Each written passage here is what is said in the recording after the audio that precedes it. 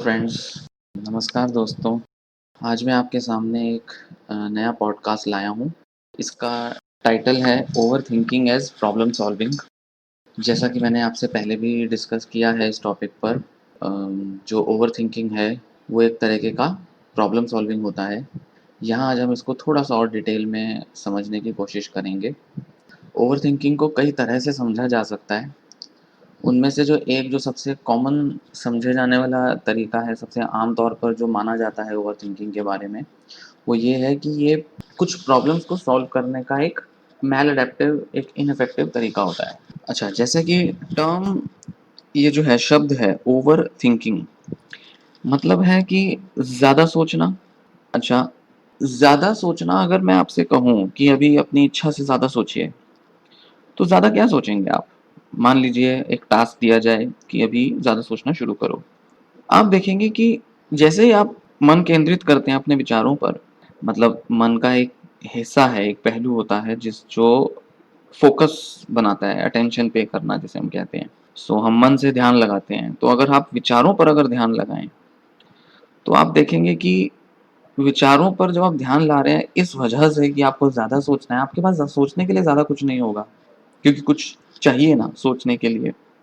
तो हम किसी घटना पर, किसी ऑब्जेक्ट को लेकर, किसी वस्तु को लेकर हम ज़्यादा सोच सकते हैं। जैसे मान लीजिए मैं कहूँ, आप अपने मन में एक पहाड़ का एक इमेज लाइए और उस पहाड़ के बारे में ज़्यादा सोचिए। अच्छा, पहाड़ की इमेज तो आ गई, समझ में आता है। एक पहाड़ दिख गया होगा, या तो वो बर्फ़ से ढका सफ़ेद पहाड़ होगा या फिर वो कोई हरा-भरा पहाड़ होगा, जैसे किसी जगह पर आपने कभी देखा हो या कहीं टीवी में या खुद का एक्सपीरियंस हुआ हो, आपने देखा हो। अब मैं कहूँ आपको पहाड़ के बारे में ज़्यादा सोचो, आप क्या सोचोगे? आप उस पहाड़ पर ध्यान देना ज़्यादा शुरू करोगे, उसके अलग-अलग पहलुओं पर फ़ोकस करोगे, उस पहाड़ की ऊँचाई को देखोगे, उस पहाड़ की शेप को देखोगे, उस पहाड़ के ऊपर अगर पेड़ हैं तो पेड़ों को देखोगे, उस पहाड़ पर बर्फ़ है तो बर्फ़ को इमेजिन करोगे।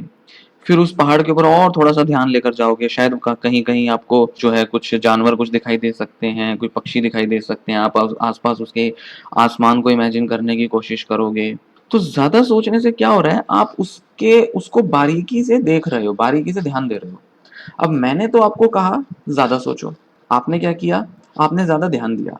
ज़्यादा सोचना मतलब क्या हो रहा है? ज़्यादा ध्यान देना हो रहा है। क्योंकि जब तक हम ज़्यादा बारीकी से ध्यान नहीं देंगे, तब तक हमें नए-नए विचार नहीं आएँगे, ज़्यादा विचार नहीं आएँगे।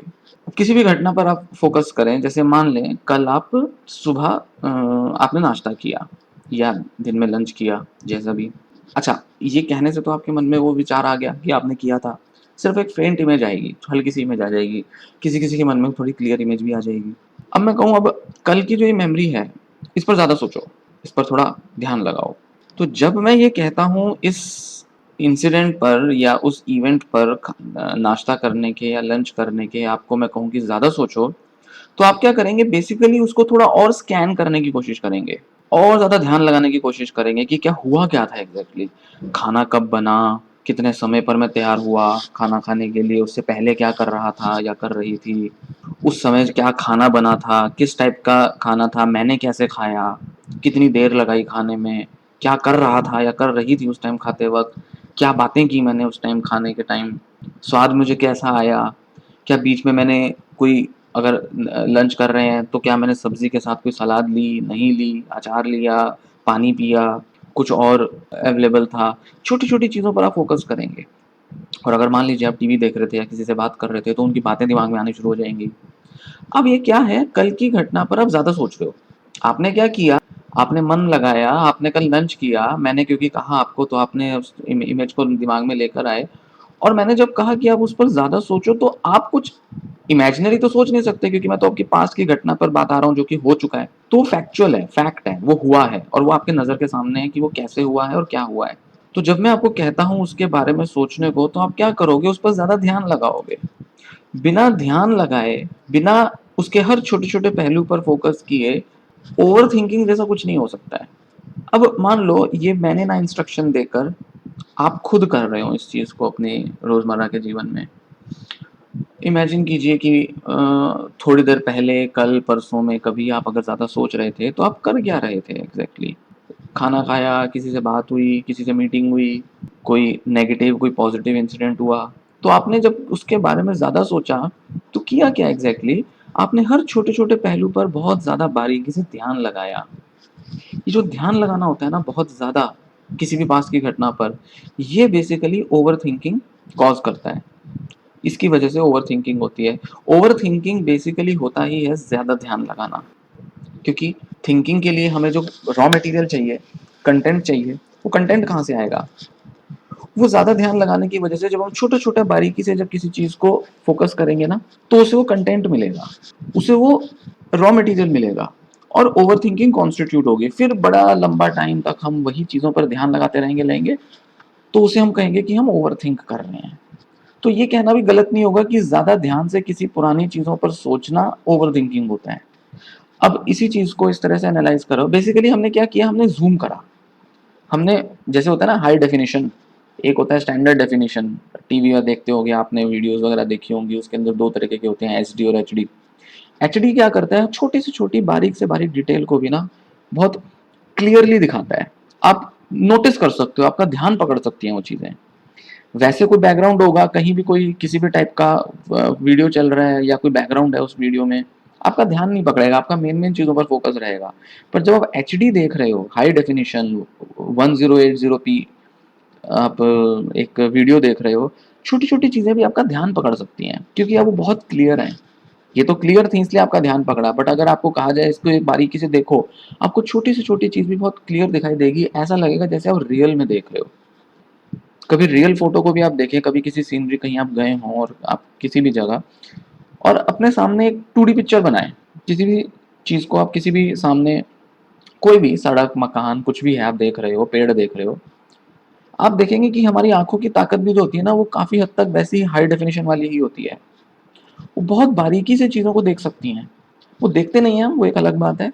बट अगर हम कोशिश करें तो बहुत छोटी-छोटी, बारीक-बारीक चीज़ों को भी हम देख सकते हैं। बिल्कुल वैसा ही हमें हाई डेफिनिशन मूवीज़ में, वीडियोज़ में दिखाई देता है। तो मतलब क्या है, हमने बहुत ध्यान लगाया, स्कैन किया और छोटी-छोटी चीज़ों को स्कैन करने से जब हमारा ध्यान गया, तो कई सारी चीज़ें हमारी कॉन्शियसनेस में आईं। कॉन्शियसनेस मतलब चेतन मन, जो हमें नोटिस होने लगीं। और यही नोटिस होना बेसिकली ओवरथिंकिंग कॉन्स्टिट्यूट करता है। अब कोई भी ऐसी घटना घटी हो, मान लीजिए कल परसों में, जिस पर आप ज़्यादा सोच रहे हैं, आप बेसिकली क्या कर रहे हैं, आप उसके कुछ पहलुओं पर ज़रूरत से ज़्यादा फोकस कर रहे हैं और ज़रूरत से ज़्यादा फोकस करने की वजह से वो जो सिचुएशन है, वो आपको मैग्नीफाई होकर, ज़ूम होकर दिखाई दे रही है और उस वजह से आप छोटी-छोटी चीज़ों को स्कैन कर पा रहे हैं और उसी वजह से आप ज़्यादा सोच रहे हैं। तो एक तो बात रही कि जो ओवरथिंकिंग है, वो ओवर तभी होती है जब ओवर फोकस होता है। ज़्यादा फोकस होता है तो ओवरथिंकिंग आता है, क्योंकि उसको रॉ मटेरियल, उसको उसका कंटेंट मिलता है, जो हमारे कॉन्शियस माइंड में हमारे को दिखाई देता है और कहीं न कहीं वो इंटरफेयर भी करता है। और अगर हम बहुत ज़्यादा उस पर अटक के रह जाएँ, बहुत ज़्यादा अगर अटक के रह जाएँ और हम केवल पास्ट की इमेजेस को, इंसिडेंट्स को अगर हम सिर्फ स्कैन ही किए जा रहे हैं, देखे ही जा रहे हैं, नोटिस किए जा रहे हैं, तो क्या हो रहा है? बेसिकली हम ज़्यादा सोचे जा रहे हैं। छोटी-छोटी चीज़ को, किसी ने क्या किया, मैंने क्या किया, उसने ऐसा क्यों कहा, मैंने ऐसा क्यों कहा, मुझे ये नहीं कहना था, मुझे ये कहना था, हम ओवर एनालाइज़ कर रहे हैं। ओवर एनालिसिस ओवरथिंकिंग करा रहा है। ओवर एनालिसिस क्या करा रहा है? ओवरथिंकिंग करा रहा है। एनालिसिस जो होता है वो बेसिकली क्या होता है, किसी भी चीज़ को छोटे-छोटे टुकड़ों में काटकर उसको देखना, उसको समझना, ओवर एनालिसिस कहा जाता है। तो हम क्या कर रहे हैं, किसी घटना को हम बहुत छोटे-छोटे टुकड़ों में उसको काट दिया, तोड़ दिया और उसके छोटे-छोटे पहलुओं पर फोकस कर रहे हैं। कौन-सा शब्द किसको क्या, कब, कैसे कहना चाहिए था, उसका क्या मीनिंग था, उसका क्या मतलब था, उसने ऐसा क्यों किया, उसने ऐसा क्यों कहा। ये छोटी-छोटी चीज़ें क्या हो रही हैं, बेसिकली हम एनालाइज़ कर रहे हैं उसको बहुत डिटेल में, बहुत बारीकी से उसको एनालाइज़ कर रहे हैं। और ये जो एनालिसिस है, इसमें फोकस भी आ रहा है। तो दूसरा पहलू आता है, जब हम किसी घटना के बारे में ज़्यादा फोकस कर रहे हैं, ज़्यादा सोच रहे हैं, तो हम ओवर एनालाइज़ कर रहे हैं। एनालाइज़ का मतलब क्या है, जिसमें हम और भी प्रोज़ एंड कॉन्स देखना शुरू करते हैं। क्यों हुआ, कैसे हुआ, क्या नहीं हुआ? थोड़ा उसको क्रिटिकली भी देखना शुरू कर देते हैं, ऐसा नहीं होना था, वैसा होना था, कैसे उसको सुधारा जा सकता था, क्या उसमें बदलाव किया जा सकता था, अगर ऐसा हो जाता तो ये होता, अगर वैसा हो जाता तो वो होता, अगर मैं उसे ये कह देता या ये कर देता। फिर बाद में हम माइंड में क्या करते हैं, रिहर्स करना शुरू कर देते हैं। उसी की एक पिक्चर को इतना क्लियरली, इतना डिटेल में हम उसको इमेजिन करना शुरू कर देते हैं कि जैसे हम एक कल्पना सी, एक इमेजिनेशन सी, एक फैंटेसी सी बना लेते हैं कि मैं ये कह रहा हूँ उसे और मैं ये कह रही हूँ, और ऐसा-ऐसा अगर कहता या कहती तो वो ये इस तरीके से रिएक्ट करता या रिएक्ट करती, तब उतना प्रॉब्लमेटिक सिचुएशन ना बनती। तो क्या हो रहा है बेसिकली, ज़्यादा फोकस हो रहा है, हर छोटे-छोटे पहलू पर हम ज़्यादा एनालाइज़ कर रहे हैं, और इसी ओवर एनालिसिस और ओवर फोकस की वजह से हम ओवरथिंक कर रहे हैं। अच्छा, अब मैंने आपको थोड़ी देर पहले कहा कि कोई अपने दिमाग में कोई पहाड़ की फ़ोटो लाओ और उस पर थोड़ा ओवरथिंक करो। तो आप देखेंगे कि बहुत एब्स्ट्रैक्ट सी इमेज थी, कोई पर्सनल सिग्निफिकेंस नहीं थी। ऐसी एक मैंने आपको कोई एक फ़ोटो कह दी, कुछ भी कह सकता था, मैं कह सकता था कोई जानवर है, कोई हाथी है, उसके बारे में सोचो। तो फिर मैं कहता ध्यान से सोचो, उसके बारे में और ज़्यादा सोचो, ओवरथिंक करो हाथी के बारे में। तो क्या करोगे आप, हाथी के बारे में ओवरथिंक करते ही आपके दिमाग में कई सारे मिली-जुली विचार आने शुरू हो जाएँगे। ये हाथी किसका होगा? ये हाथी किस काम आता होगा? ये हाथी कहाँ पर है? ये हाथी जंगल में है या जो है हाथी जो है किस रंग का है? वो हाथी कहाँ पर है? पानी में है या कहीं जंगल के किसी जगह पर आपको दिखाई दे रहा है? या वो हाथी जो है वो ग्रुप में है या वो हाथी अकेला है? वो हाथी ने सूंड उठाई हुई है या नहीं उठाई हुई है? कुछ खा रहा है या नहीं खा रहा है? उसकी पूँछ हिल रही है, नहीं हिल रही है? बड़ी सारी चीज़ें आप सोचना शुरू करोगे। अब ये क्या था ये सब? ये सब ओवरथिंकिंग थी। यहाँ पर क्या है, हमने शायद एनालाइज़ नहीं किया। हमने उसको काट-छाँट नहीं की, हमने तोड़-मरोड़ करके चीज़ों को समझा नहीं। हमने क्या किया, सिर्फ़ बारीकी से उस चीज़ के बारे में सोचा, क्या-क्या हो सकता है, पॉसिबिलिटीज़, संभावनाएँ। तो कहीं न कहीं जब हम बहुत ज़्यादा पॉसिबिलिटीज़, संभावनाओं में बहुत ज़्यादा सोचने लगते हैं ना, वो भी एक ओवरथिंकिंग को कॉज़ करता है। तो एक तो होता है किसी एब्स्ट्रैक्ट इमेज को देखना, उसके बारे में सोचना और उसके बारे में कई तरीके की कल्पनाएँ बनाना, एक ये ओवरथिंकिंग है। दूसरा है किसी घटना को जिसमें हमारा अपना कोई पर्सनल मीनिंग, सिग्निफिकेंस हो, कंसर्न हो, उसमें हम ओवर एनालाइज़ भी करते हैं चीज़ों को। और ज़्यादा कई चीज़ों को बहुत ज़्यादा काट-छाँट के देखते हैं, और ज़्यादा उसको तोड़-मरोड़ करके देखते हैं। इस तरीके का जब पर्सनल सिग्निफिकेंस आ जाता है, पर्सनल कंसर्न आ जाता है, तब कहीं न कहीं हमारी इमोशंस इन्वॉल्व हो जाती हैं। क्या हो जाती हैं? इमोशंस इन्वॉल्व हो जाती हैं। ये ऐसा है जैसे मैंने आपको कहा अभी कोई एब्स्ट्रैक्ट तस्वीर सोचो तो कोई इमोशन नहीं आएगा, जस्ट सोच लिया किसी चीज़ के बारे में। पर जैसे ही मैंने आपको कहा कि यानी आप अपने साथ घटी कोई घटना कल परसों में जो हुई है वो सोचो, तो पर्सनल है, आपके अपने से रिलेटेड है। वो कोई एब्स्ट्रैक्ट इमेज नहीं है, कोई भी ऐसी कोई न्यूट्रल सी चीज़ नहीं है। अब उसमें जब आप सोचेंगे ना ज़्यादा, तो आप अपने को फ़ोकस पे रखोगे, अपने को केंद्र पे रखोगे। मैं कहाँ हूँ इस पूरी पिक्चर में, कहाँ आता हूँ? एक स्टोरी सी है, एक कल्पना सी है, एक मेमोरी है जिसके बारे में आप सोच रहे हो, और उसमें आप फ़ोकस पे हो, मतलब सेंटर में हो आप। आपके इर्द-गिर्द घूम रहा है पूरा ये इंसिडेंट, आपके इर्द-गिर्द घूम रही है पूरी कहानी।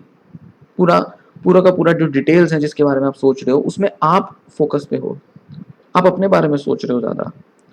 जैसे ही ये अपने बारे में हम ज़्यादा सोचना, ज़्यादा ध्यान देना शुरू कर देते हैं, ओवरथिंकिंग कहीं न कहीं वहाँ से पनपने लगती है हमारे मन में। अब हमने कुछ पहलू देखे ये, ओवर फ़ोकस, ओवर अटेंशन के बारे में बात की। फिर हमने ओवर एनालिसिस के बारे में हमने बात की, और फिर हमने क्या किया, ओवर कंसर्न के बारे में अब हमने देखा। हमने क्या देखा कि ज़रूरत से ज़्यादा जब खुद को लेकर पर्सनल कंसर्न बनने लगता है, तब हम ज़्यादा सोचते हैं।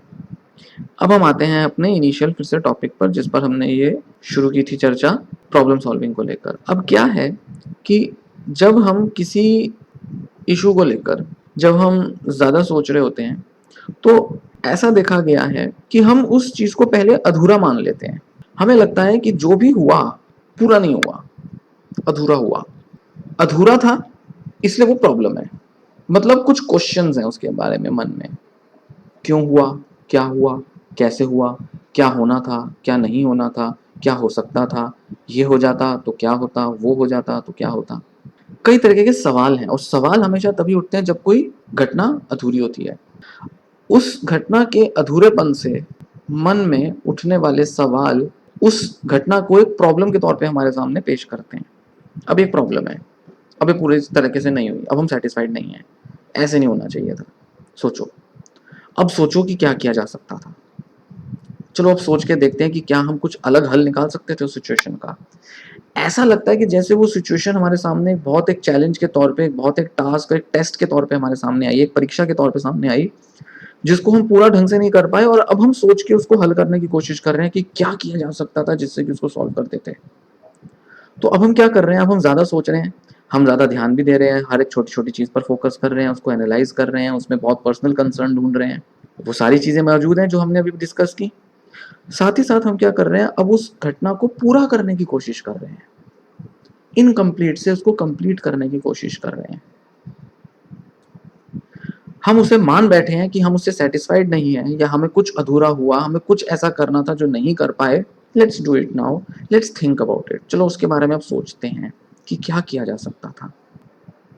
क्या मुझे उसके साथ गुस्से में बात करनी चाहिए थी? क्या मुझे पोलाइट रहना चाहिए था? क्या मुझे वहां से चले जाना चाहिए था, या क्या मुझे रहकर उससे बात करनी चाहिए थी? क्या मुझे उसकी बात का नरमी से जवाब देना चाहिए था, या जैसे मैंने बोला रिएक्ट किया वैसे नहीं करना चाहिए था? अगर मैं रिएक्ट करता तो कहीं मैं गुस्सा तो ना हो जाता, क्या पता मुझे खुद पर कंट्रोल ना रहता, कहीं मेरे आंसू ना निकल जाते, क्या पता मैं वहां पे उस टाइम रिएक्ट करता या करती तो मैं रो पड़ती। उस टाइम तो सारे के सारे लोग थे, इतने सारा ग्रुप था, वहां पर मैं कुछ बोल नहीं पाई, अगर मैं बोल देती तो ये हो जाता। ना जाने क्या क्या हम उस बारे में सोचे जा रहे हैं। और ये जितने भी विचार हमारे मन में आ रहे हैं, हो क्या रहा है, हम सॉल्व नहीं कर रहे हैं बेसिकली। हम केवल ये सवाल उठा रहे हैं कि मैंने ऐसा क्यों किया, मेरे साथ ऐसा क्यों हुआ। हम खुद को लेकर चिंतित हो रहे हैं, हम खुद से सवाल कर रहे हैं बेसिकली। हम उस सिचुएशन के बारे में सवाल नहीं कर रहे हैं, हम खुद से सवाल कर रहे हैं। हम खुद से सवाल कर रहे हैं कि मैंने ऐसा क्यों किया, मेरे साथ ऐसा क्यों हुआ। जैसे मैंने अभी कहा ना, हम उसके सेंटर में होते हैं प्रॉब्लम के, क्योंकि घूम फिर के उस पूरे इंसिडेंट का जो कंसर्न है वो मुझी से है, तभी तो ज्यादा सोच रहे हैं हम। तो मेरे साथ ऐसा क्यों हुआ, मुझे क्या करना चाहिए था। तो जो कंप्लीटनेस है वो बेसिकली हम कहाँ देख रहे हैं, ढूंढना चाह रहे हैं। जो इनकम्प्लीटनेस है वो हम कहाँ देख रहे हैं, वो सिचुएशन में नहीं है, वो हम खुद में देख रहे हैं। हम खुद को इनकम्प्लीट मानते हैं, हम खुद को अधूरा मानते हैं। हमें लगता है कि हम में बहुत कमियां हैं, हमें इंप्रूव होने की जरूरत है। मुझ में बहुत कुछ ऐसा खोट है, ऐसी कमियां हैं, ऐसी बुराइयां हैं, ऐसी वीकनेसेस हैं, शॉर्टकमिंग्स हैं, लिमिटेशंस हैं, जिनको पूरा करने की जरूरत है। मैं कॉन्फिडेंट पर्सन नहीं हूँ, और क्योंकि मेरे में कॉन्फिडेंस नहीं है इसलिए मैं मिस्टेक्स करती हूँ, इसलिए मुझे पता नहीं होता है कि मुझे क्या करना है क्या नहीं करना है, मैं कंफ्यूज हूँ। तो मैं कंफ्यूज हूँ, मैं कॉन्फिडेंट नहीं हूँ, मैं अधूरी हूँ, मुझे नहीं आता है बिहेव करना, मुझे लोगों के साथ बात करनी नहीं आती, मुझे प्रॉपरली बिहेव रिएक्ट करना नहीं आता। तो मैं क्या कर रहा हूँ या कर रही हूँ, मैं अपने में खोट ढूंढ रही हूँ या ढूंढ रहा हूँ, मैं अपने में अपने से सवाल कर रहा हूँ कि मैं ऐसा क्यों हूँ या मैं ऐसी क्यों हूँ। और वो जो प्रॉब्लम पे हम सोच रहे हैं, उस प्रॉब्लम को पूरा कंसर्न किससे है, खुद से है। अच्छा, अब इसे हम कंपेयर करते हैं एक जेन्युइन प्रॉब्लम सॉल्विंग से, एक जेन्युइन प्रॉब्लम सॉल्विंग कंडीशन से। आपके पास कोई टास्क है, आपको कोई असाइनमेंट या कोई प्रोजेक्ट या कोई रिपोर्ट या कोई प्रेजेंटेशन आपको प्रिपेयर करनी है। 1-2 दिन में, 4 दिन में आपकी प्रेजेंटेशन है। आप क्या करेंगे, आप अपने बारे में सोचेंगे, ज़्यादा सोचेंगे, मन तो चलेगा। कम सोचने वाला व्यक्ति जो सिर्फ इस प्रॉब्लम को सॉल्व करना चाह रहा है, वो बेसिकली करेगा क्या इस सिचुएशन में, वो चलो प्रेजेंटेशन तैयार करेगा, पावर पॉइंट पे वर्क करेगा, कंटेंट जमा करेगा, और जो भी सोच विचार करना होगा, कैसे उसे ऑर्गेनाइज करना होगा वो करेगा। थोड़ा सा उसे किस टाइप की ऑडियंस है उसके हिसाब से दिमाग में रख के प्रिपेयर करेगा। थोड़ा सा हो सकता है उसकी थोड़ी वर्बल प्रेजेंटेशन भी वो प्रैक्टिस करे, रिहर्सल करे उसकी, किसी को सेंड कर देगा कि भाई तुम फीडबैक दो, ठीक है कि नहीं।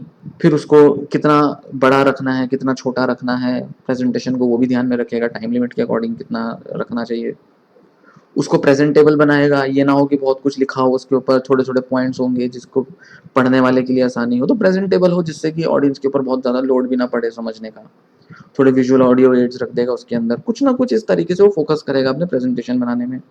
और क्या विचार आएंगे उसके दिमाग में कि उस सिचुएशन में जब वो प्रेजेंटेशन दे रहा होगा तो कितने लोग होंगे, कैसी सिचुएशन होगी, कैसे लोग रिएक्ट कर सकते हैं, सवाल पूछे जाएंगे तो मैं सवालों का जवाब कैसे दूंगा या दूंगी।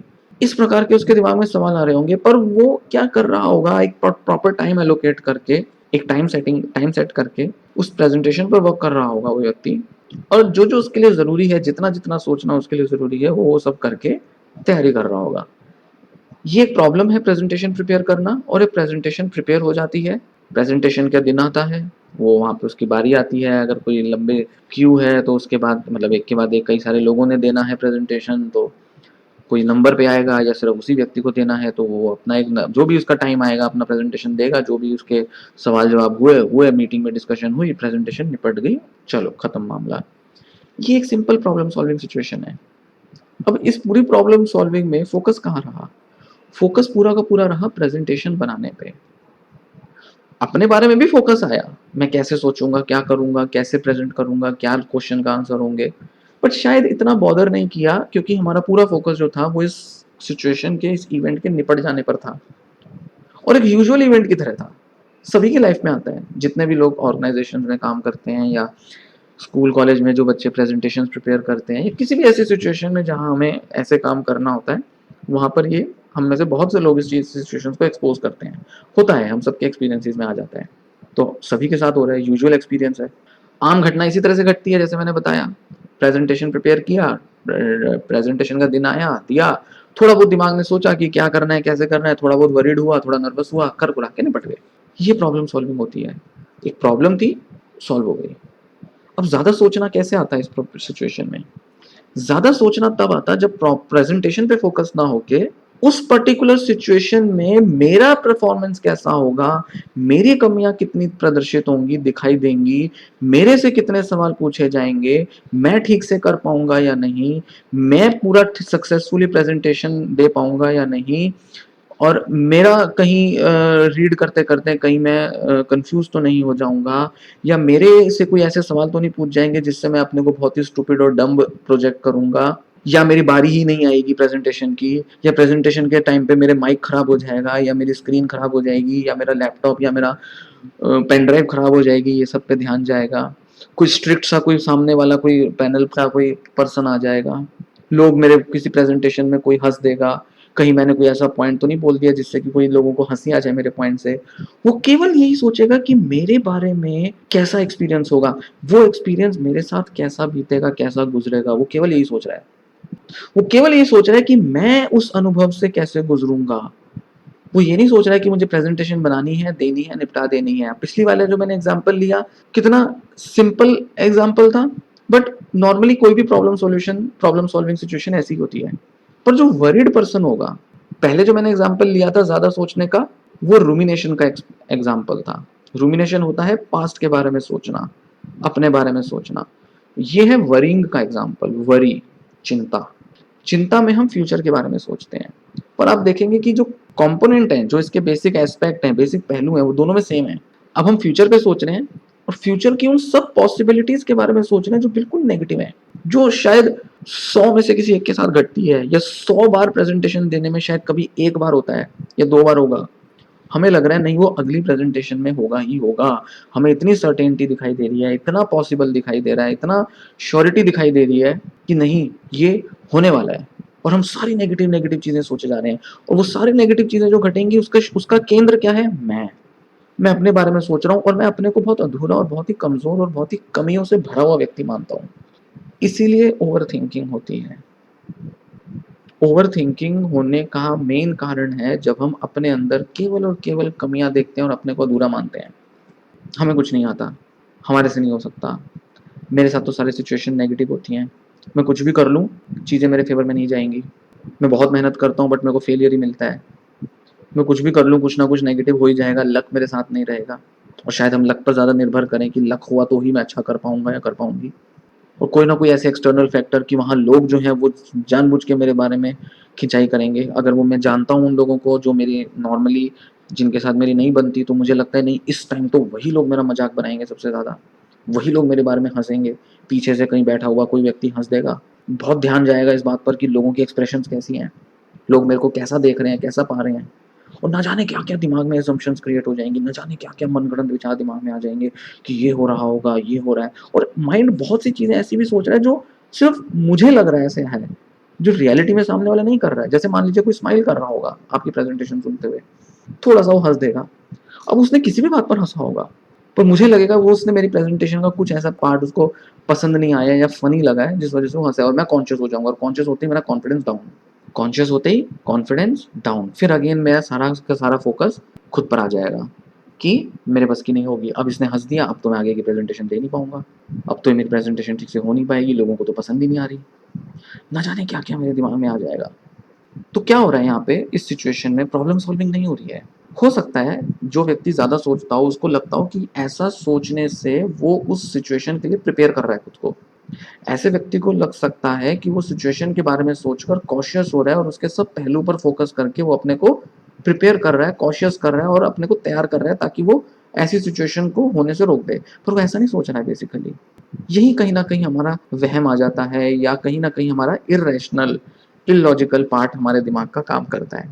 हमें लग रहा है ज्यादा सोचने से हम उस सिचुएशन को अवॉइड कर पाएंगे, बट अब अवॉइड नहीं कर रहे हैं, हम सिर्फ चिंता कर रहे हैं, हम सिर्फ नेगेटिव पहलुओं पर, नेगेटिव चीजों पर फोकस कर रहे हैं और उन सारी चीजों पर फोकस कर रहे हैं जो शायद हो भी ना। अब जैसे मैंने इतना एग्जांपल दिया आपको, ना जाने किन किन चीजों पर पेन ड्राइव मेरी खराब हो जाएगी, मेरा प्रेजेंटेशन नहीं चलेगी तो क्या होगा, चिंता कर रहे हैं, सोच रहे हैं इस बारे में।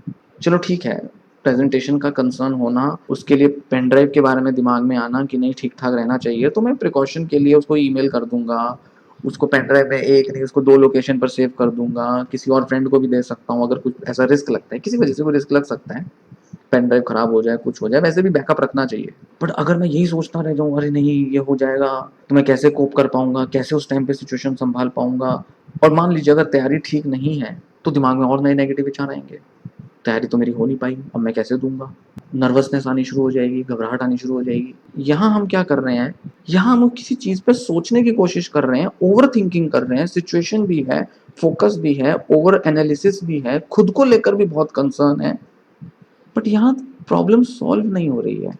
प्रेजेंटेशन की प्रिपरेशन करनी है, ये था हमारा प्रॉब्लम।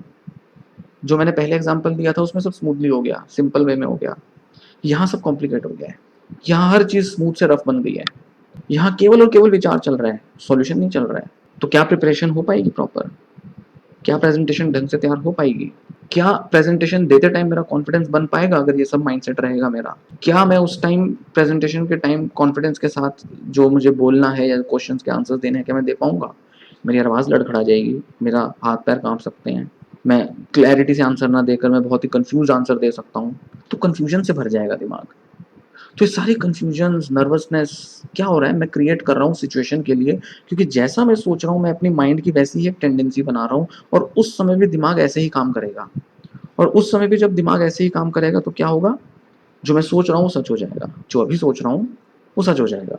अभी सोच रहा हूँ ना कि मैं उस टाइम करना और नर्वस रहूंगा, कॉन्फिडेंस लूज हो जाएगा तो बोल नहीं पाऊंगा ठीक से, तो मैं अपने को प्रिपेयर कर रहा हूँ नर्वसनेस के लिए।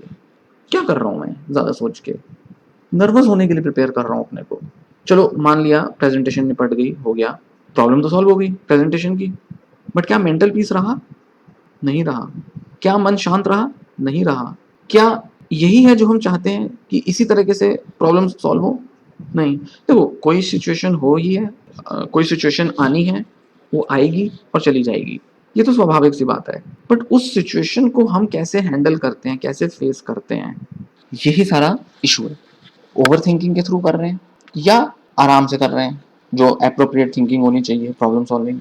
तो ओवर थिंकिंग यहाँ क्या थी, यहाँ मैं फिर अपने पॉइंट पर आना चाहूंगा कि यहाँ हम बेसिकली क्या कर रहे हैं, हम उस प्रॉब्लम को ही सॉल्व कर रहे हैं, बट एक मैल अडेप्टिव और एक इनफेक्टिव तरीके से। प्रेजेंटेशन बनाना, प्रेजेंटेशन देना एक आम प्रॉब्लम है, समस्या है, पर एक व्यक्ति उस सिचुएशन को जितना रिलेवेंट थिंकिंग चाहिए उसको दे देता है और उस प्रेजेंटेशन के बारे में ज्यादा देता है, ना कि मैं कैसे परफॉर्म करूंगा या मेरे साथ क्या बीतेगी या मैं कैसे करूंगा उस पर ज्यादा फोकस करता है। और यही सारा फर्क है, हम अपने को थोड़ा अपने एनवायरनमेंट से काट लेते हैं, हम अपने को टास्क से, उस सिचुएशन से थोड़ा सा काट लेते हैं, अपने को थोड़ा दूर कर लेते हैं, डिसोसिएट कर लेते हैं और केवल अपने बारे में और अपने संबंध में ज्यादा सोचने लगते हैं। यहीं से ओवर थिंकिंग की शुरुआत होती है। तो ओवर थिंकिंग बेसिकली है किस चीज की, प्रॉब्लम सॉल्व।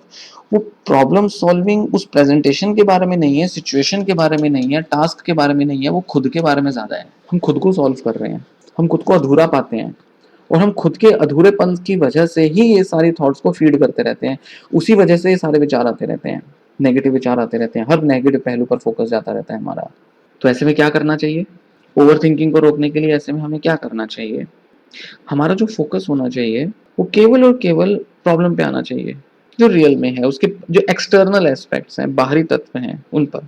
खुद पर जब फोकस ज्यादा होता है या ज्यादा होगा, तो केवल और केवल चिंता आएगी या उदासी आएगी, घबराहट होगी या उदासी आएगी, मन उदास होगा, सैड होगा, डिप्रेस्ड होगा या वरीड होगा, एंशियस होगा। जब हमने पास्ट के बारे में सोचा था, कोई घटना कैसे घटी, क्या हुआ, क्या करना चाहिए था, क्या नहीं करना चाहिए था, हम ज्यादातर क्या हो रहे हैं, सैड हो रहे हैं। पर जब हम फ्यूचर पे सोचने लगते हैं तो हम एंशियस हो रहे हैं, चिंतित हो रहे हैं, घबराहट हो रही है, बेचैनी महसूस होती है, नर्वसनेस महसूस होती है, टेंशन महसूस होती है जब हम भविष्य के बारे में सोच रहे हैं ज्यादा।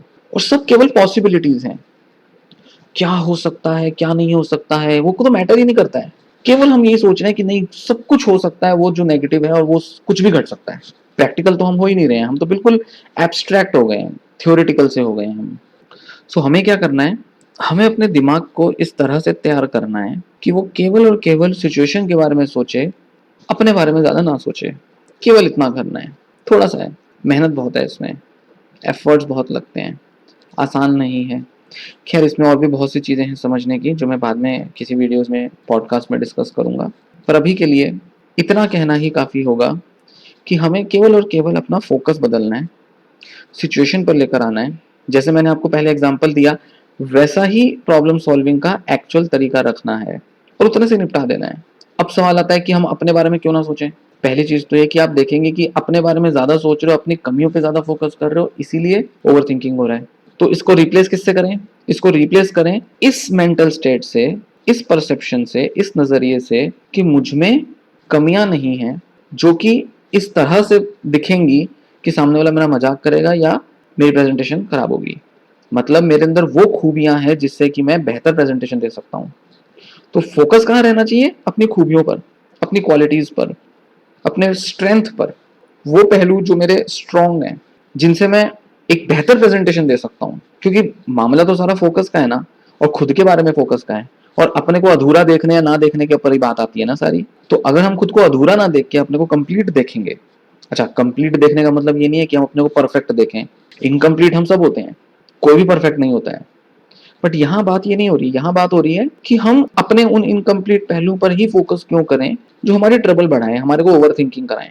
क्यों ना हम अपना मूड बदलें उन पहलू पर फोकस करके जो हमारी स्ट्रेंथ है। सपोज अब इसमें क्या होगा कि मैं जब प्रेजेंटेशन दूंगा तो मैं कितना अच्छा अपने टॉपिक को एक्सप्लेन कर सकता हूँ।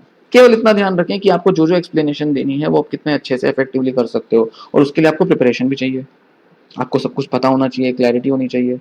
तो आप अपने मन में केवल वो विचार सोचें कि मैं कितना अच्छे से दे सकता हूँ, और अगर कोई सवाल पूछेगा तो उसका सवाल कितनी बेहतरी से दे सकता हूँ। अब ये सोचते ही आपके मन में एक पॉजिटिव इमेज आएगी, और पॉजिटिव थॉट्स आएंगी, और पॉजिटिव फीलिंग्स आएंगी। ऑटोमेटिकली आपका कॉन्फिडेंस बढ़ेगा, ऑटोमेटिकली आपका क्या होगा, आपको सब चीजें सॉल्व होती हुई दिखाई देंगी, आपको हर चीज बहुत आसान लगती हुई दिखाई देगी। तो जब हम अपने को बहुत इनकम्प्लीट सा देखते हैं तो चीजें बड़ी मुश्किल लगती हैं, कॉम्प्लिकेटेड होती हैं। यहाँ चीजें क्या है, आसान हो गई। किसी भी प्रॉब्लम को सॉल्व करने का एक सबसे जरूरी हिस्सा ये होता है कि हम उस प्रॉब्लम को आसान तरीके से पहले सॉल्व करें, हम उसके आसान पहलू देख लें। नहीं तो कोई इजी सा क्वेश्चन भी कई बार बहुत मुश्किल हो सकता है, बट कई बार बहुत मुश्किल सा सवाल भी आसान बनाया जा सकता है अगर हम उसे आसान स्टेप्स में तोड़ने की कोशिश करें। तो इस प्रेजेंटेशन की जो प्रॉब्लम है उसको सॉल्व करने के लिए, उसको अगर वो मुश्किल और कॉम्प्लिकेटेड लग रही है क्योंकि हम ज्यादा सोच रहे हैं और अपने ऊपर बहुत डाउट कर रहे हैं, तो हम ऐसा कर सकते हैं कि हम उसके छोटे छोटे पहलुओं पर फोकस करके उसके अंदर जो जो पॉजिटिव पॉजिटिव पहलू है, जो जो आसान बनाए जा सकते हैं जो पहलू, उन पर फोकस करें। मतलब क्या आसान बनाया जा सकता है कि ये जो मेरे को टॉपिक, ये जो मेरा टॉपिक है जिस पर प्रेजेंट करना है, इसकी मुझे पूरी क्लैरिटी हो और इसके बारे में मुझे शुरू से लास्ट तक की सारा जानकारी हो। आसान कर दिया। कॉम्प्लिकेटेड तब होता ना जब मैं ये सोचता कि सामने वाला ना जाने कौन सा सवाल पूछ लेगा। अब ये तो स्किल की बात आती है कि हम किसी प्रेजेंटेशन को कैसे हैंडल करते हैं, हमें वो सब सीखना समझना पड़ता है। वो एक अलग इशू है, उस पर कभी जरूरत हुई तो मैं कभी बाद में डिस्कस करूंगा। नहीं तो आप ऐसी वीडियोस देख सकते हैं जहाँ पर यह बताया जाता है कि आप अच्छी प्रेजेंटेशन कैसे दें। तो मैं यहाँ बहुत ज़्यादा प्रेजेंटेशन कैसे दें इस बारे में तो नहीं डिस्कस करूंगा, बट ये ज़रूर बताना मेरा पर्पज़ है कि जब हम पॉजिटिव एस्पेक्ट्स पर फोकस करेंगे, स्ट्रेंथ पर फोकस करेंगे, माइंड में पॉजिटिव थॉट्स इमेजेस आएंगी, पॉजिटिव कॉन्सिक्वेंसेस के बारे में दिमाग सोचना शुरू करेगा कि हर चीज़ पॉजिटिव हो रही है, ऐसा लगेगा। तब चीज़ें आसान लगेंगी, कॉम्प्लिकेटेड नहीं लगेंगी, और वही प्रॉब्लम जो ओवर थिंकिंग से सॉल्व कर रहे थे क्योंकि वो कॉम्प्लिकेट हो रही थी प्रॉब्लम, अब वो प्रॉब्लम को हमने आसान बना लिया, अब वो सॉल्व होती हुई दिखाई पड़ेगी। तो इस तरह से हम ओवर थिंकिंग और प्रॉब्लम सॉल्विंग का नेचर समझ सकते हैं, कैसे आपस में दोनों रिलेटेड हैं और किस तरह से जो नेगेटिव और ओवर थिंकिंग वाला जो इशू है वो एक हेल्दी प्रॉब्लम सॉल्विंग में उसको कन्वर्ट किया जा सकता है। किस तरह से एक हेल्दी प्रॉब्लम सॉल्विंग की तरफ हम बढ़ सकते हैं और ओवर थिंकिंग को ही हम बदल कर हम एक्चुअल में उसे प्रॉब्लम सॉल्विंग बना सकते हैं, जो कि वो रियल में है भी, बट हम उसको बहुत ही इनफेक्टिव और मैलएडेप्टिव तरीके से डील कर रहे हैं। यहाँ मैं आपको कुछ बातें और बताना ज़रूर चाहूँगा, जैसा कि हमने अभी डिस्कस किया ओवर थिंकिंग के बारे में, जब मैंने पर्सनल स्ट्रेंथ और कॉन्फिडेंस और इसके बारे में लिमिटेशन वीकनेस के बारे में जो पॉइंट्स कहे, असल में जितनी भी साइकोलॉजिकल प्रॉब्लम्स होती हैं ओवर थिंकिंग रिलेटेड, डिप्रेशन या एंग्जाइटी रिलेटेड, कहीं ना कहीं हमारी इनर स्ट्रेंथ से जुड़ी होती हैं। और साइकोलॉजी की भाषा में इसे कहा जाता है ईगो स्ट्रेंथ। बेसिकली हमारी ईगो कितनी स्ट्रांग है, और ईगो जो है वो कहीं ना कहीं उसका जो मीनिंग होता है वो इस तरह से समझा जाता है कि रियलिटी से हम कितना कांटेक्ट में हैं और रियलिटी से कितना, रियलिटी ओरिएंटेशन हमारी कितनी इंटैक्ट है, मतलब कितना हम रियलिस्टिक वे में बिहेव कर रहे हैं और कितना हम केवल अनरियलिस्टिक आइडियलिस्टिक वे में बिहेव करना चाह रहे हैं या कर रहे हैं या कर सकते हैं। मतलब ये हुआ कि हम इंटरनली अपने को बहुत स्ट्रांग नहीं फील करते। हमारी जो ईगो बाउंड्रीज़ हैं, मतलब सही और गलत और दूसरों के साथ जो रिलेशनशिप्स हैं उसके अंदर कब कैसा सही बिहेवियर क्या गलत होना चाहिए उसके बारे में हमें पूरी पहचान नहीं है। हम डाउटफुल हैं कि हमारा अप्रोप्रिएट बिहेवियर क्या होना चाहिए था, क्या नहीं होना चाहिए था, सामने वाले ने अगर ऐसा किया तो उसका क्या मतलब है क्या नहीं है, उसे अप्रोप्रिएटली कैसे बिहेव करना चाहिए था और नहीं करना चाहिए था। तो माइंड जो है ना वो बस इन्हीं चीज़ों में जाता है, घूमता है। तो यही ओवर थिंकिंग का कारण बनते हैं। तो अपनी इनर स्ट्रेंथ और इनर, हम जो कहें कि ईगो जो है उसको कैसे स्ट्रॉन्ग करना है, ये ईगो वो नहीं है जो हम अक्सर इंग्लिश भाषा में समझते हैं, जिसको हम घमंड अहंकार अकड़ समझते हैं, वो नहीं है ये। ईगो स्ट्रेंथ इसीलिए मैंने कहा कि एक साइकोलॉजिकल टर्म है जिसका मतलब होता है कि हम रियलिटी के साथ अपनी बाउंड्रीज़ किस तरह से क्रिएट कर रहे हैं, रिलेशनशिप्स में अपनी बाउंड्रीज़ कैसे बना रहे हैं, उसे हम अक्सर ईगो स्ट्रेंथ के तौर पे देखते हैं। तो ओवर थिंकिंग तब आएगी जब हम अंदर से बहुत ही कमज़ोर होता हूँ अपने को फील करेंगे और जब हमें लगेगा कि दूसरे के साथ हमारा नियंत्रण नहीं है। बेसिकली ये पूरा रिलेशनशिप्स का मामला है। रिलेशनशिप्स में जहाँ हमें लगता है ना हमें अपनी बाउंड्रीज़ नहीं पता, जहाँ सामने वाला हमारे साथ हमारी लाइफ में इंटरफेयर कर सकता है, या हमें नहीं पता कि सामने वाले के साथ किस तरीके का अप्रोप्रिएट बिहेवियर होना चाहिए, तभी अक्सर ओवर थिंकिंग की वजह क्रिएट होती हैं, ज़्यादा सोचने के रीजंस तैयार होते हैं। अब आप देखें, अगर आप प्रेजेंटेशन के बारे में सोच रहे हैं, आपका ध्यान इस बात पे तो जा रहा है मैं कैसे कर पाऊंगा, एंग्जाइटी है वो सब समझ में आता है, एक स्टेज एंग्जाइटी हो सकता है, एक प्रेजेंटेशन देते टाइम की घबराहट चिंता हो रही है, बट साथ ही साथ आपको लग रहा है कि दूसरे कैसे बिहेव करेंगे। आपको दूसरों के बिहेवियर को अपने मन पर प्रभाव डालने से आप रोक नहीं पाते। दूसरों का बर्ताव, दूसरों के रिएक्शंस आपके ऊपर प्रभाव डालते हैं, अफेक्ट करते हैं, उसको आप रोक नहीं पा रहे। तो प्रॉब्लम किस बात की है, ये इशू क्या है ओवर थिंकिंग का? अपनी इनर स्ट्रेंथ इतनी ना होना, अपनी ईगो स्ट्रेंथ, अपनी बाउंड्रीज इतनी स्ट्रांग ना होना कि जिससे कि दूसरे के इफेक्ट, दूसरे के नेगेटिव बिहेवियर या रिएक्शन के इफेक्ट को आप खुद पर पड़ने से रोक पाओ और खुद इस तरह से बिहेव कर पाओ कि दूसरा क्या रिएक्ट करेगा इसकी चिंता ना रहे। तो कहीं ना कहीं इस पूरे इशू का ओवर थिंकिंग का सॉल्यूशन इस बात पर भी आता है कि आप जो कर रहे हो, जो बिहेव कर रहे हो, जैसा बोल रहे हो, कर रहे हो, उसमें ये ना चिंता करो कि दूसरा क्या सोचेगा या दूसरा क्या करेगा। तो ये बात तो ठीक है कि आपने अपने पॉजिटिव स्ट्रेंथ और अपने एरियाज़ पर आपने फोकस किया, आपने इस बात पर फोकस किया कि आपको कैसे पॉजिटिव सोचना चाहिए, पॉजिटिव फील करना चाहिए, पॉजिटिव कॉन्सिक्वेंसेस के बारे में सोचना चाहिए। बट अब अगर एक क्वेश्चन आता है कि सामने वाला फिर भी अगर नेगेटिव रिएक्ट करे तो हम क्यों ना उस पर रिएक्ट करें, हम उस टाइम कैसे पॉजिटिव सोच लें। पॉजिटिव सोचने का उस टाइम पर ये मतलब होगा कि आप उसका प्रभाव खुद पर ना पड़ने दो। आपने जो किया वो किया, आपने जो सोचा वो सोचा, आपका दूसरे के रिएक्शन पर कोई नियंत्रण, कोई कंट्रोल नहीं है। अगर आप ये चाहेंगे कि सारे लोग उसी हिसाब से बिहेव करें जैसा आप सोच रहे हैं या आप चाहते हैं, ऐसे नहीं हो सकता ना। अगर आप ये सोच रहे हैं कि किसी भी व्यक्ति ने अगर थोड़ा हंस दिया या कुछ बोल दिया या कुछ गलत क्वेश्चन, मतलब ज़रा स्ट्रिक्ट क्वेश्चन पूछ लिया, तो इसका मतलब है कि वो आपको जज किया जाएगा और सारे लोग जो हैं वो आपकी गलतियां और कमियां पहचान जाएंगे, पढ़ लेंगे और आपके ऊपर आपकी आपकी क्षमताओं और आपकी एबिलिटीज़ पर डाउट करने लगेंगे। तो कहीं ना कहीं आपका मन इस चीज़ से ज़्यादा प्रभावित हो रहा है कि आप दूसरों पर कितना नियंत्रण बना पा रहे हैं। आप चाह रहे हैं कि आप जैसा परफॉर्म कर दें, सामने वाला वैसा हर चीज़ एग्री कर जाए और हर चीज़ एक्सेप्ट कर ले, एक बिल्कुल एक फैंटेसी वर्ल्ड। जिसमें कोई क्रिटिसिज्म ना हो, कोई भी अनएक्सपेक्टेड या अनरियलिस्टिक चीज़ ना हो, हर चीज़ मन मुताबिक जाए।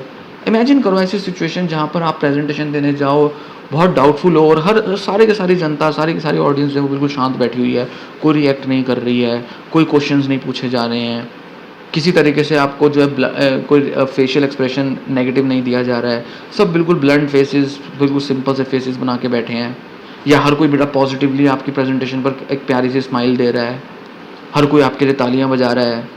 मतलब इमेजिन करो ऐसी फैंटेसी वाली सिचुएशन, ऐसा हो सकता है? ऐसा हुआ है कभी? ऐसा होगा कभी? ये तो बहुत अनरियलिस्टिक वे में सोचना हुआ अगर आप ऐसा सोचते हो तो, क्योंकि ऐसा तो कभी हो नहीं सकता ना। मतलब ये तो वही बात हुई कि हमने बाहरी दुनिया को बिल्कुल परफेक्ट मान लिया और अंदर से भी खुद को परफेक्ट मान लिया कि क्योंकि मैं परफेक्ट हूँ इसलिए दुनिया भी परफेक्ट है, इसलिए मैं जो भी प्रेजेंटेशन दूंगा, जो भी बोलूंगा वो सब परफेक्ट होगा, कोई रिएक्ट नहीं करेगा उस पर। इनफैक्ट अगर कोई रिएक्ट नहीं करेगा ना तो आपका नुकसान है, क्योंकि आप कभी बेहतर नहीं हो पाओगे।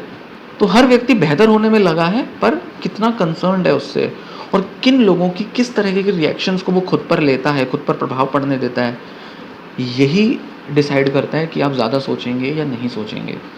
जिस व्यक्ति को खुद पर कॉन्फिडेंस होता है ना, वो जब ऐसी किसी टेस्टिंग सिचुएशन, स्टेज परफॉर्मेंस या पब्लिक स्पीकिंग सिचुएशन में जब वो जाता है, तो वो जब बोलता है ना, वो जानता है कि उसके बोलने का प्रभाव क्या पड़ रहा है और दूसरे किस तरह से रिएक्शन दे सकते हैं और दूसरे जैसा भी रिएक्शन देंगे उससे मुझे कैसे स्थिर रहना है, स्टेबल रहना है।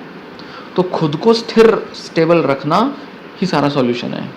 खैर इस पर हम और भी आगे बात करेंगे, इस पर बहुत सी बातें हो सकती हैं। जैसे मैंने अभी शुरू किया ओवर थिंकिंग पे बात करना, तो काफ़ी सारे टॉपिक्स धीरे धीरे निकल के आए। ओवर थिंकिंग को शुरू प्रॉब्लम सॉल्विंग से किया, फिर उसमें ओवर एनालिसिस, ओवर फोकस की बात आई, ओवर कंसर्न की बात आई, पर्सनल कंसर्न आया, फिर थोड़ा सा इसमें मैंने न्यूट्रल इमेजेस के साथ हम किस तरीके से प्रॉब्लम सॉल्विंग कर सकते हैं, एक न्यूट्रल प्रॉब्लम सॉल्विंग क्या होती है जिसमें एक्सटर्नल फोकस होता है, जब हम वरी करते हैं, चिंता करते हैं, फ्यूचर के बारे में ज़्यादा सोचते हैं, उस टाइम क्या फ़र्क आता है, उस टाइम ओवर थिंकिंग क्यों ट्रिगर होती है और उसको हम क्या समझते हैं कि हम अपनी कमियों पर क्यों ज़्यादा ध्यान दे रहे हैं, उससे हम क्या समझते हैं कि हम अपने लिमिटेशंस और अपने अधूरेपन पर ज़्यादा फोकस कर रहे हैं। तो प्रॉब्लम का अधूरापन नहीं है, वो हमारा खुद का अधूरापन है। और जब खुद का अधूरापन है जिसमें हम सिर्फ नेगेटिव चीज़ें ढूंढ रहे हैं, दूसरों में भी नेगेटिव चीज़ों पर फोकस जा रहा है, तो क्यों ना उसे पॉजिटिव से रिप्लेस किया जाए। पॉजिटिव थॉट्स और पॉजिटिव चीज़ें लाने के लिए हमें पॉजिटिव क्वालिटीज़ और स्ट्रेंथ पर फोकस करना पड़ेगा, क्योंकि स्ट्रेंथ जो होता है जब हम उसे शो करते हैं तो उसका जो कॉन्सिक्वेंस होता है वो भी पॉजिटिव आता है। तो जब कॉन्सिक्वेंस जब उसका पॉजिटिव आएगा और जो रिजल्ट जब पॉजिटिव आएगा तो ऑटोमेटिकली हमारा मूड और कॉन्फिडेंस भी बूस्ट होगा, पॉजिटिव होगा। तो एक तो ये तरीका है प्रॉब्लम सॉल्व का। दूसरा ये तरीका है जो मैंने बताया कि ईगो स्ट्रेंथ हमारी मजबूत हो, कॉन्फिडेंस हमारा बढ़े और हम आपको अपनी बाउंड्रीज बनानी आए ताकि दूसरे के रिएक्शंस का प्रभाव हम पर ना पड़े। ये 2-3 चीज़ों पर अगर हम सोचना, विचार करना शुरू कर देते हैं, अब से मैं क्या चाहूँगा, क्योंकि आप ये सब सुन रहे हैं, आप ये बड़ा ध्यान से मेरे को फॉलो कर रहे हैं, मेरी बातों को, जो मैं आपसे डिस्कस करता हूँ, आप इन चीज़ों को दिमाग में रखें, ध्यान रखें। जैसा कि मैं अक्सर कहता हूँ कि मेरे जितने भी पॉडकास्ट हैं ये एक तरीके का सीरीज़, एक तरीके के कोर्स की तरह है। तो हर लेक्चर, हर पॉडकास्ट के अंदर एक एक कॉन्सेप्ट, एक एक टॉपिक हम डील करेंगे, डिस्कस करेंगे, जिससे नई नई परतें खुलेंगी, नए नए पहलू, नए नए इश्यूज़, नए नए एस्पेक्ट्स खुलेंगे और उन सबको ध्यान में रखकर आपको विचार करना है, सोचना है। तो धीरे धीरे क्या होगा कि आप इन चीज़ों पर विचार करना शुरू करें और इन चीज़ों पर ध्यान दें कि ये चीज़ें किस तरह से आपकी लाइफ में इम्प्लीमेंट होती हैं, किस तरह से ये सब जो पहलू हैं जिस पर मैं डिस्कस कर रहा हूँ, ये आप इसको नोटिस कर पाते हैं। जब आप इन पर विचार देना शुरू करेंगे, जब आप इस पर सोचना शुरू करेंगे, तो धीरे धीरे आपको इनकी वास्तविकता, इनकी सच्चाई का पता चलना शुरू होगा और आपको लगेगा कि हाँ, यही तो होता है। तो जब ये कोई पॉडकास्ट आप सुने तो उसके बारे में आप केवल सुनकर, सोचकर ख़त्म ना कर दें और अगले की तरफ ना बढ़ जाएं, उस पर विचार भी करें। यही सब हो रहा है हमारे मन में। जो ज़्यादा सोचते हैं और जो नहीं सोचते हैं, उनके बीच का फ़र्क इन्हीं चीज़ों का है। कोई चमत्कारी, कोई करिश्माई लोग नहीं हैं संसार में, हमारे ही जैसे लोग हैं, हम ही हैं, सब एक जैसे लोग हैं। और किसी भी वजह से कोई भी व्यक्ति ज़्यादा या कम सोच सकता है अपने जीवन में। जो कम सोच रहे हैं कोई फैक्टर्स हैं, जो ज़्यादा सोच रहे हैं उनकी लाइफ में भी कोई फैक्टर है। खैर अब मैं इस पॉडकास्ट को यहीं पर ख़त्म करूँगा। उम्मीद है आप सबको ये पसंद आया होगा। थैंक यू, धन्यवाद।